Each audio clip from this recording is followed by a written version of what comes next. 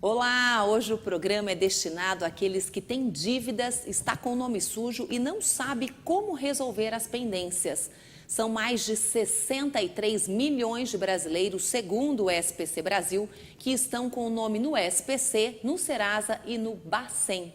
Vamos aprender como não cair em armadilhas de empresas de cobranças, bancos e até mesmo de cartórios. E para falar sobre esse assunto, o meu convidado hoje, ele é escritor e consultor de dívidas, Emanuel Gonçalves da Silva. Muito bem-vindo, seu Emanuel. Obrigado, Mária. É um prazer enorme. Obrigado pelo convite. Estamos aí à sua disposição. O prazer é nosso, né? Porque 63 milhões de brasileiros com o nome sujo é muita gente, né? É verdade, verdade. É por isso, então, que o senhor criou este livro aqui. Vamos mostrar para o pessoal de casa, ó. SOS Dívidas, Soluções para Inadimplência. Como negociar dívidas. É isso, Emanuel? Exatamente. O senhor criou, já está na 6ª edição, tudo isso Isso. para ajudar o pessoal a não cair nas armadilhas, né? Com certeza. Nosso livro ele já está tão penetrado no mercado que nós temos até já a versão como negociar dívida digital. E o livro orienta passo a passo as pessoas de forma prática, que há mais de 25 anos que eu me tornei um consultor especialista em negociação de dívida, e ele ensina passo a passo como sair, como se livrar das dívidas com bancos, cartões de crédito, financeiras, dívidas pessoais, enfim, todo esse tipo de problema que está aí atormentando esses 63 milhões de pessoas que você acabou de mencionar com precisão. Eu sei, seu Emanuel, que a gente não vai conseguir falar de tudo aqui, né? Porque o programa Verdade. aí não vai dar tempo para tudo, mas É vamos muita tentar, coisa. então, dar algumas dicas. Para começar, então, quais são as principais observações, o que a pessoa tem que ficar atento? O ideal, para a gente fazer uma contextuação adequada, o ideal é que as pessoas se habituem a fazer mais planejamento. As pessoas, realmente, nós temos que olhar para o nosso lado também. Claro que nós somos vítimas, a população, os consumidores são vítimas de todo tipo de atrocidades cometidas aí pelos credores de uma forma geral. Mas nós temos que ver a nossa parte é a gente começar a se habituar a ter uma cultura de fazer conta, de fazer orçamento, de gastar exatamente aquilo que pode pagar. Infelizmente, a gente sabe que isso ainda é uma utopia no nosso país.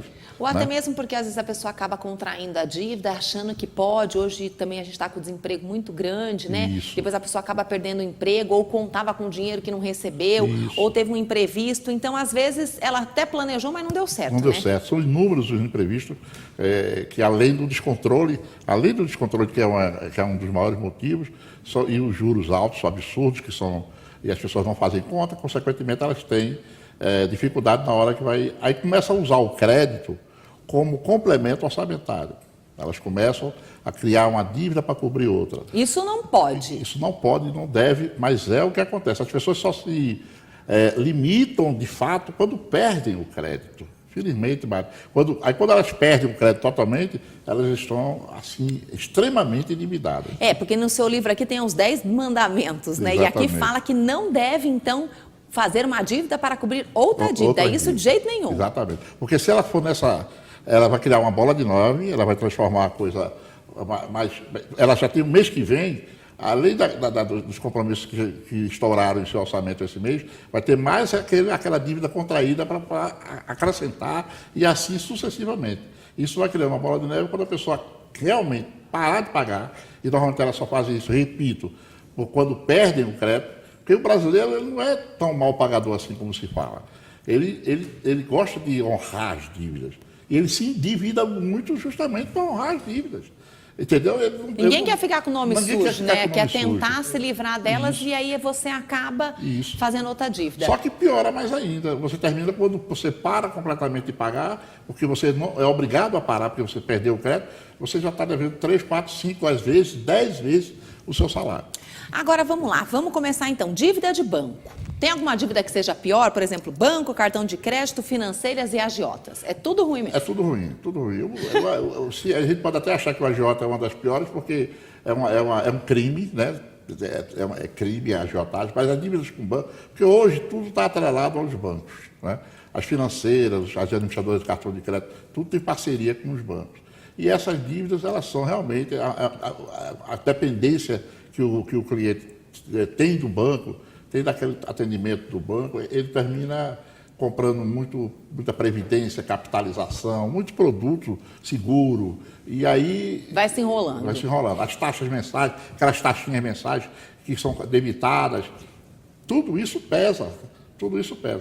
E a gente também tem que ficar atento, né? Porque, por exemplo, a pessoa está lá, tem o seu gerente, ele acaba orientando, mas a gente também tem que entender para ver se aquela orientação do gerente é realmente a correta. Porque lembrando que o gerente também ganha em cima dos produtos que a gente acaba comprando do banco, né? Com certeza. Mária, a sua pergunta é extremamente pertinente. Porque eles acreditam 100% do que o gerente fala, do que o gerente transmite. Nada contra o que o gerente faz, porque ele está ali para isso, ele está ali para gerar lucro para o banco.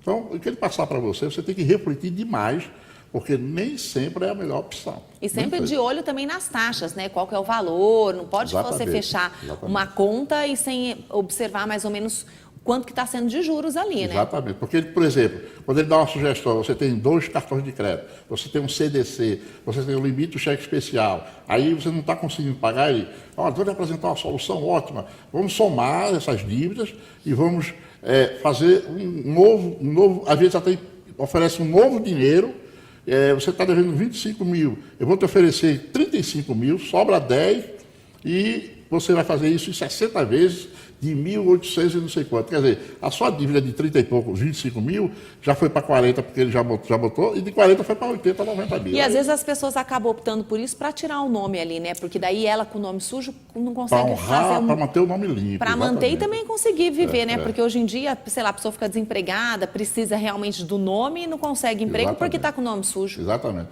O desemprego com o nome sujo, Mari, é um drama terrível, porque as pessoas que estão desempregadas, elas são preteridas na hora de uma seleção de um novo emprego. E isso é um fato, é uma realidade, e é até uma coisa inconstitucional, né? Porque você fica impedido de ter a sua dignidade de ir e vir. Né? Porque está impedido. Né? Porque você não consegue emprego, você está devendo, está sem dinheiro, quer pagar suas dívidas, precisa do emprego, ou seja, você não consegue emprego por causa da dívida, não consegue pagar a dívida porque não tem emprego. Aí vira uma bola de neve, a pessoa não vê saída e acaba aí fazendo mais dívida mesmo, né? Então, nos bancos, a gente tem que ficar bem atento, Bem atento e não se apressar para negociar aquela dívida. Isso que eu ia te falar, por exemplo, a pessoa está sem grana, sei lá, pagou 1, 2, 3, e aí? Já negocia, espera um pouco, porque as pessoas têm ansiedade também, né? Porque não correr atrás de negociar, porque o próprio gerente do banco, as próprias instituições financeiras, não só o gerente, como qualquer funcionário de banco, eles não concedem muito parcelamento, nem muito desconto quando a dívida é recente. A dívida, aí você fala, Manuel, quanto mais você deixar, mais a dívida cresce. Sim, mas quanto mais ela cresce, mais ela reduz na medida que ela se alonga o tempo de vencimento dela, entendeu? Então, se a pessoa se planejou para pagar aquela conta e ela não conseguiu, fica devendo um pouquinho, espera um pouco para ver se consegue negociar, porque com mais tempo devendo, a pessoa tem mais opções de negociar. Isso pode ser paradoxal para quem está ouvindo, porque não é, inclusive, muitos profissionais de economia acham que, inclusive, orientam. Quando você for cobrado, pague a dívida que está cobrando mais, o juros maior. Eu acho isso, desculpe, um absurdo. Como é que você vai dar prioridade a quem está explorando mais? Entendeu? Você tem que dar prioridade a pagar aquelas dívidas que estão dando mais desconto, as dívidas que... Ou até espera para depois negociar, porque depois de um tempo aí que você acaba ficando com o nome sujo, você consegue muito desconto. Exatamente, Mário, porque se você for pagar sempre a todo mundo agir assim, é que eles cobram juros demais mesmo. Quanto mais você resistir e o tempo passar, aí eles começam a ceder bastante. E as financeiras, como que a gente faz para não cair também em armadilhas? Você tem que ter um cuidado, porque os juros de financeiras são enormes. Né? Na verdade, deveria nem entrar, né? Não entrar, porque o juro de financeira, você pega R$1.000 para pagar em 12 meses, muitas vezes vai pagar quase R$3.000. Caramba, muita coisa. Financeiras de nome aí, tem muita financeira aí. Isso, como que pode, né, seu Emanuel? A pessoa acaba sendo explorada e está tudo certo. Não, existem medidas judiciais cabíveis, onde a pessoa pode entrar com a ação. Agora, é que dívidas assim de R$1.000, R$2.000, as pessoas não têm muita condição de mandar fazer uma planilha de cálculo, de mandar preparar. Aí eles se aproveitam dessa situação, porque essas pessoas dificilmente recorrem.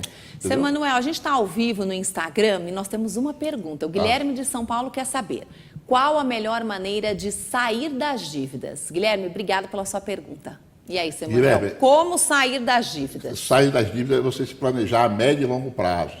Você tem que reformular, primeiro, o seu orçamento pessoal, a sua subsistência.